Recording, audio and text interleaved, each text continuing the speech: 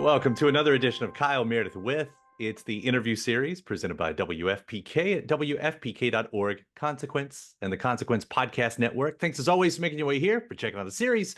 Of course, you know what to do. If you like what you see, what you hear, hit that subscribe button. I put out 3 new interviews every single week, so it's a great way to keep up with all of your favorite artists, and I am so excited.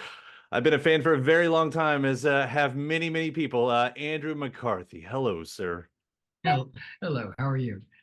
I'm doing so great. You have got this documentary called Brats. It's the story that I think a lot of us have been wanting to hear for a very, very long time, and it's finally arrived.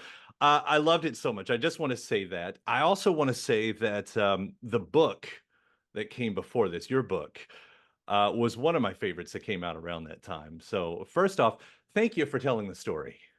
Oh, well, thanks. That's really nice. Thank you. I mean, yeah, the movie would not have happened without the book for sure. I mean, several years ago, I decided to kind of finally take a look and see what this seismic event in my life was all about, seeing I'd run from it for so long. And so I sat down and wrote that book. And it was really illuminating for me. I kind of finally came to understand what all the public always knew that we didn't know, which was that this is actually kind of an amazing, beautiful thing, the Brat Pack, and not this albatross that I always sort of perceived it as.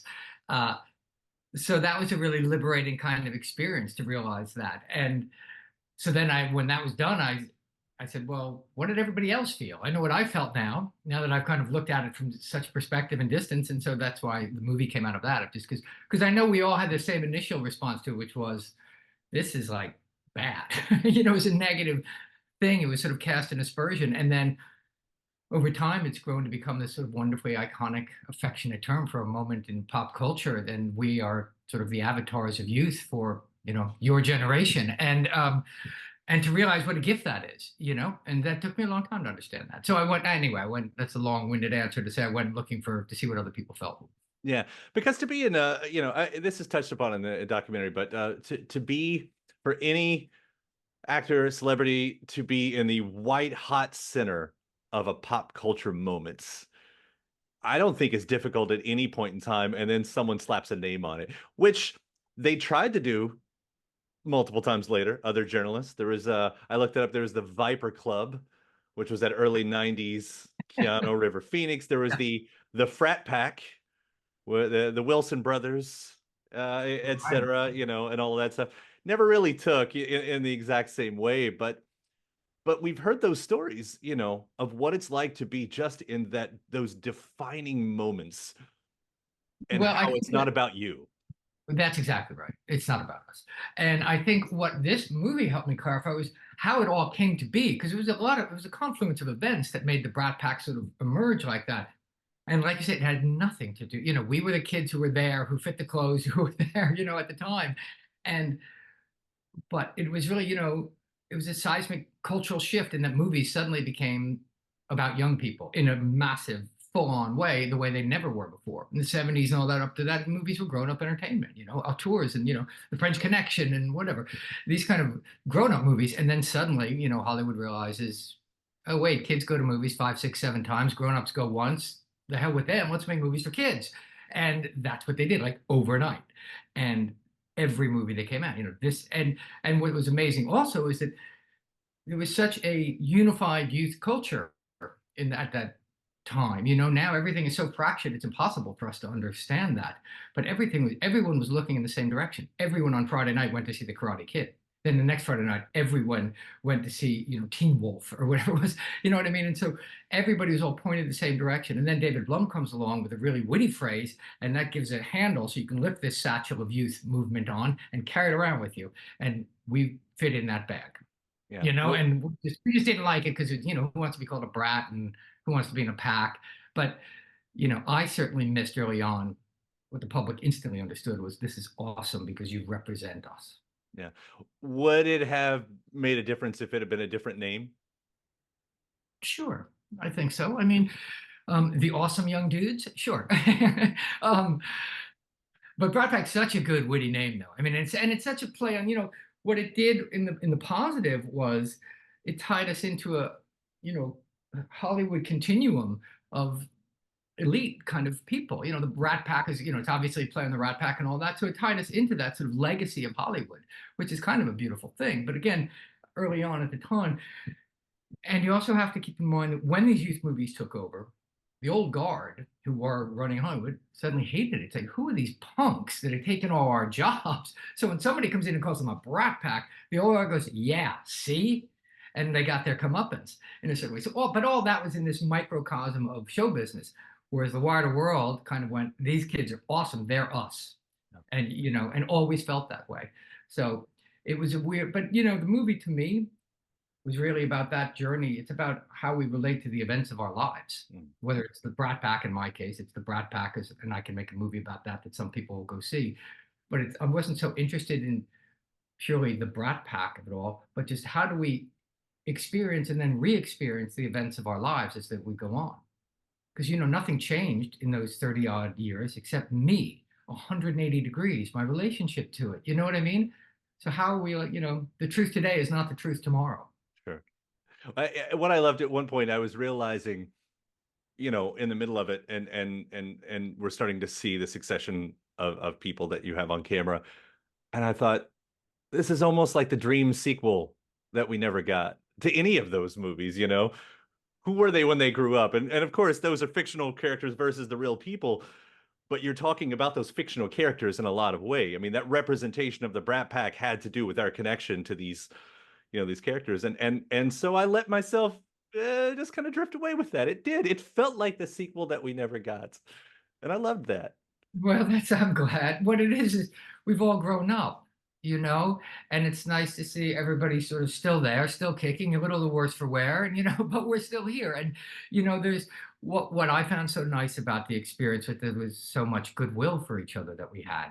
In a way, that was the biggest takeaway and surprise for me was how much goodwill there was and how much affection we had for each other in a way that perhaps we didn't have when we were young. I certainly did. I was a scared kid trying to get my next job and figure it out. And, there wasn't time for all that. But now we could just kind of look back and sort of look at each other and kind of go, hello, dude. And it's a really warm kind of feeling.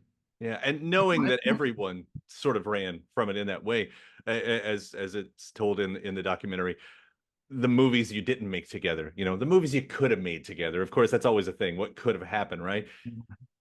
Do you feel like yeah, well, do you feel like that's changed a little bit now? Because, you were on Blacklist with Spader. We've had Molly and Allie together on her show. Like, it's starting to seem like there are these little moments where the door is opening a bit again. Oh my God, yeah. If we couldn't work together now, my God, come on. And yeah, no, I think it'd be great to kind of get the old band back together in a certain way because it just, when I saw everybody, it was like there was an instant recognition the way you recognize, we're from the same litter. You know what I mean? We're puppies from the same. I was walking my dog not long ago. My dog hates other dogs and came across this other dog that looked just like her. And they started playing. And I chatted to the owner. It turns out our dogs are from the same litter.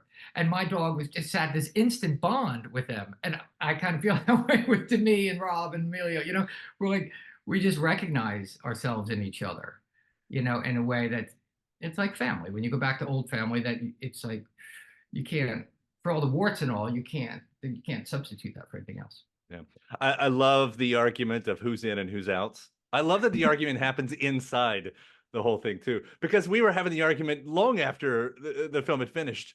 It's like Robert Downey Jr. He went to the high school with Emilio and Charlie, and it was all this stuff, and Lea says the adjacent, right? And Jon Cryer is in there where he says, I am not.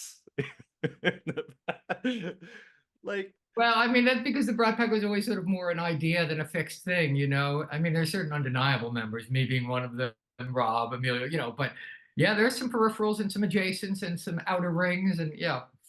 Yeah. So for you specifically, was it about the closure? Did you need closure? Well, I don't know if I needed closure or if one ever really gets closure, whatever that is. It was about reevaluating and re-experiencing the past and bringing it up into the present in a certain way,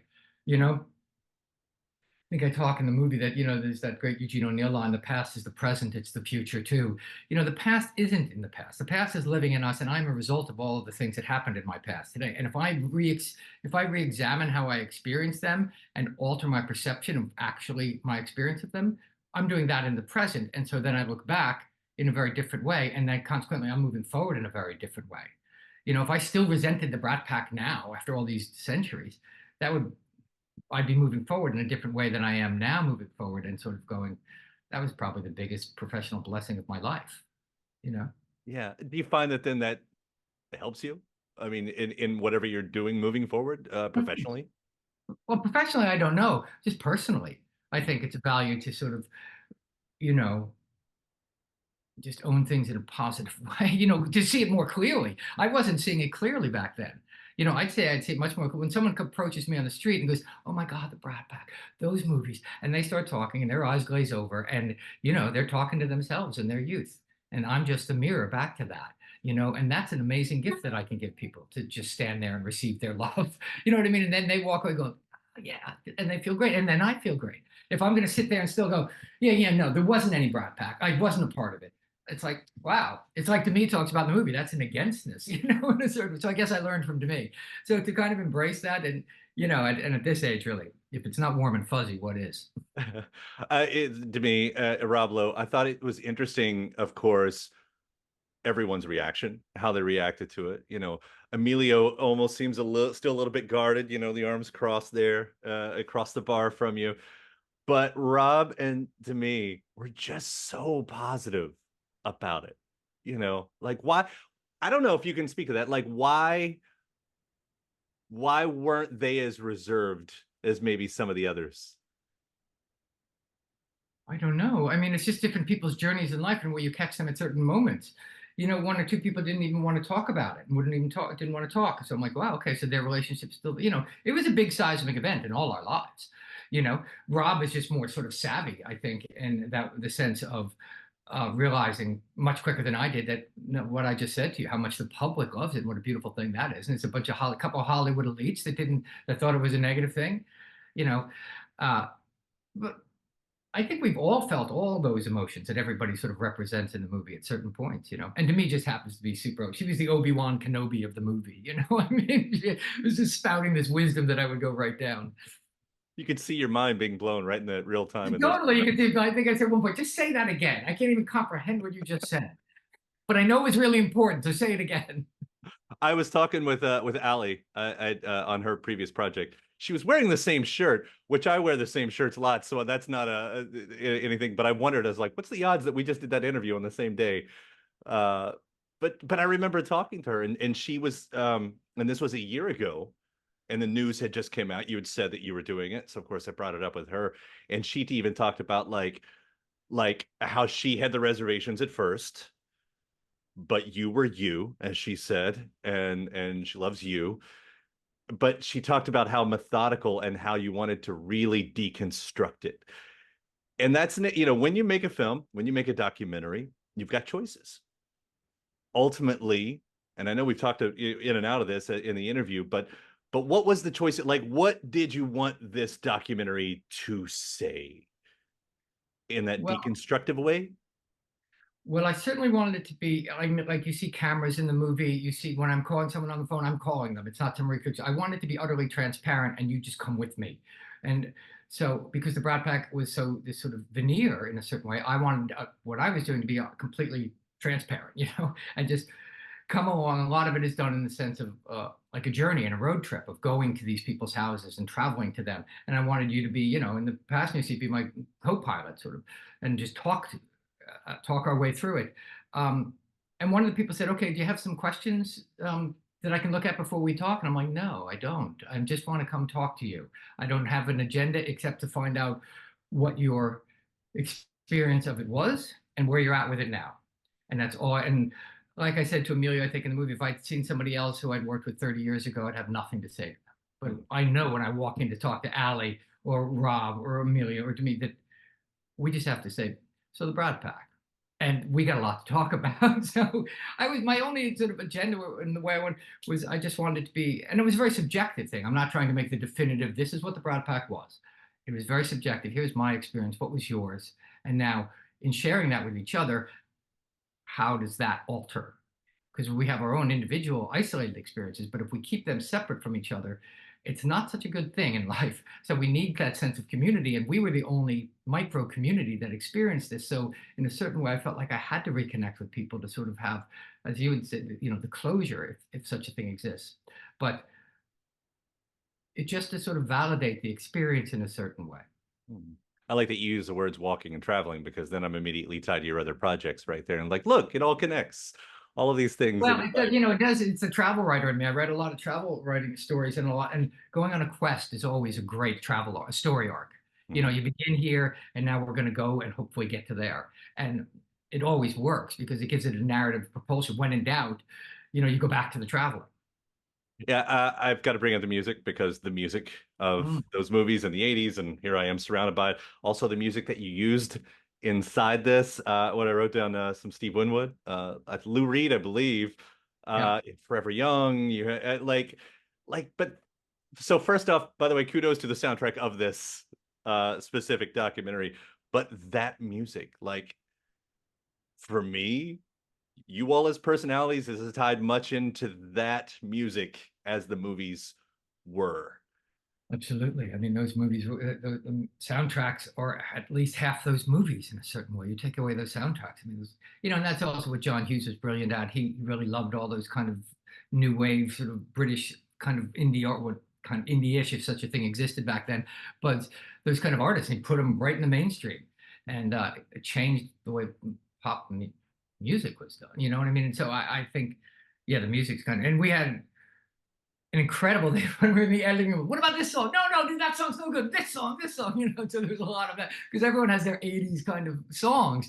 And, you have to be careful with the music because music so instantly takes you back, So it was fun battle. And everybody, I have to say, all the artists were incredible because we didn't have the budget for their normal fees. And we just kind of were doing, everybody's getting this much nothing.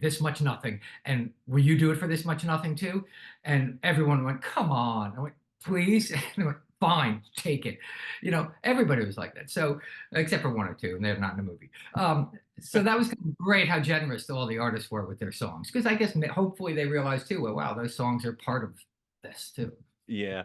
I laughed a little bit when Back in the High Life came in, because I was trying to connect the dots, just even lyrically to the whole thing, and I don't know, the chuckles that come along with that. But of course, and ending with "Don't You Forget About Me." How can you not? Like, well, how can you not? I mean, that's the theme song.